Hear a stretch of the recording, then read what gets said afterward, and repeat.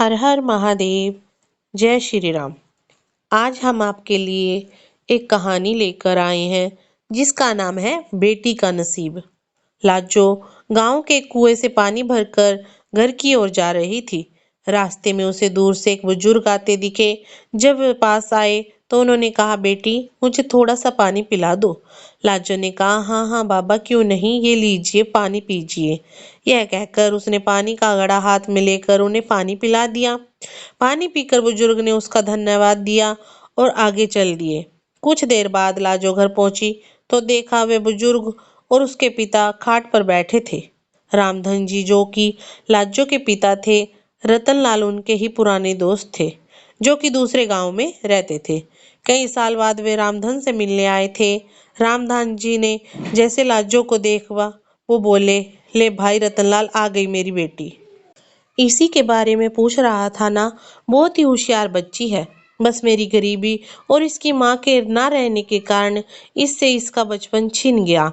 आ बेटा, ये तेरे चाचा हैं, मेरे बचपन के दोस्त। लाजो कुछ बोलती उससे पहले ही रतनलाल जी ने कहा, भाई रामधन, तेरी बेटी बहुत संस्कारों वाली है। आज कुएं पर इसने ही मुझे पानी पिलाया था, और कोई होता तो पहले मेरी जात पात पूछता, फिर कहीं जाकर पानी पिलाता। तेरी बेटी बहुत परोपकारी है। अपनी तारीफ सुनकर लाजो शर्मा कर अंदर चली गई। तभी रामधन ने आवाज लगाई, बेटी अपने चाचा के लिए कुछ मीठा ले आ। रतनलाल जी ने उसे रोकते हुए कहा, भाई मुंह बाद में मीठा कर लेंगे, पहले मैं जिस काम से आया हूँ वो तो सुन लो। हाँ भाई बोल, क्या बात है, घर में सब ठीक है तो? रामधन की बात सुनकर रतनलाल ने गंभीर होते हुए कहा, भाई मैं अपने बड़े बेटे के लिए तेरी बेटी का हाथ मांगना चाहता हूँ। अब इस दोस्ती को रिश्तेदारी में बदल लेते हैं। यह सुनकर रामधन बहुत खुश हुआ। उसने कहा, बात तो तेरी ठीक है, अगर तेरा बेटा है तो मैं तैयार हूँ, लेकिन भाई मेरी हैसियत तो तू जानता ही है। जहां तक मुझे पता है, तेरा तो शहर में बहुत बड़ा कारोबार है।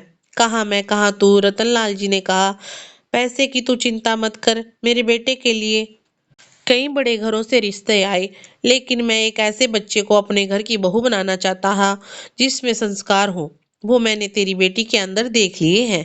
तू बस हाँ कर दे, बाकी सब कुछ मेरे पर छोड़ दे। रतनलाल जी की बातें सुनकर रामधन ने तुरंत हाँ कर दी। ऐसा घर बैठे रिश्ता आए तो कोई भी मना नहीं कर सकता। किवाड़ की ओर से लाजो यह सब सुनकर शर्मा रही थी। रतनलाल जी ने आगे कहना शुरू किया, हाँ ये बात हुई ना खुशी की, आप जल्दी से मिठाई मंगवा ले, अब मजा आएगा मुंह मीठा करने में। रामधन ने आवाज लगाने पर लाजो शर्माते हुए मिठाई की प्लेट लेकर आ गई। रामधन ने कहा, बेटी आज से ये तेरे ससुर हैं, इनके पैर छू। लाजो जल्दी से पैर छू कर वापस चली गई। उसके जाने के बाद रतनलाल जी ने कहा, भाई मेरा बड़ा बेटा सत्यम मेरे शहर का कारोबार संभालता है, और छोटा बेटा वंश गांव में खेती देखता है। मैंने उससे सत्यम से शादी के बारे में पूछा तो वो बोले, पिताजी आप अपने आप देखकर मेरी शादी कर दो। रामधन बोला, हाँ भाई, बड़े नसीब से मिलती है ऐसी संतान जो माता पिता का सम्मान करे। मेरे तो भाग खुल गए। मैं तो हमेशा इसी चिंता में रहता था कि इस बिन माँ की बच्ची का क्या होगा, कौन अपनाएगा। रतनलाल जी बोले, बस अब तू चिंता मत कर, मैं शादी का सारा इंतजाम कर लूंगा। अच्छा अब मैं चलता हूँ। रतनलाल जी ने अपने घर के लिए निकल गए। उनके जाने के बाद रामधन ने घर में जाकर लाजो से पूछा, बेटी तू खुश तो है ना इस रिश्ते से? लाजो बोली, पिताजी मेरे जाने के बाद आपका ध्यान कौन रखेगा, मुझे नहीं करनी शादी। रामधन बोला, बेटी ऐसा ना बोल, मैं अपना ध्यान रख लूंगा, बड़े नसीब से ऐसा रिश्ता मिलता है। रतनलाल को मैं बचपन से जानता हूँ, उसके घर में तो तुझे कोई परेशानी नहीं होगी। कुछ दिन बाद पास के गांव में से दो लोग आए और रामधन को शादी का शुभ मुहूर्त बताकर चले गए। उन्हें रतनलाल जी ने भेजा था। अब रामधन शादी की तैयारियों में जुट गया। इस तरह कुछ दिन बीत गए। रामधन ने अपना खेत गिरवी रखकर बेटी की शादी की तैयारियां पूरी कर ली।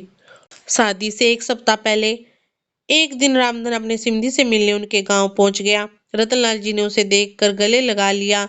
उन्होंने अपने परिवार से मिलवाया।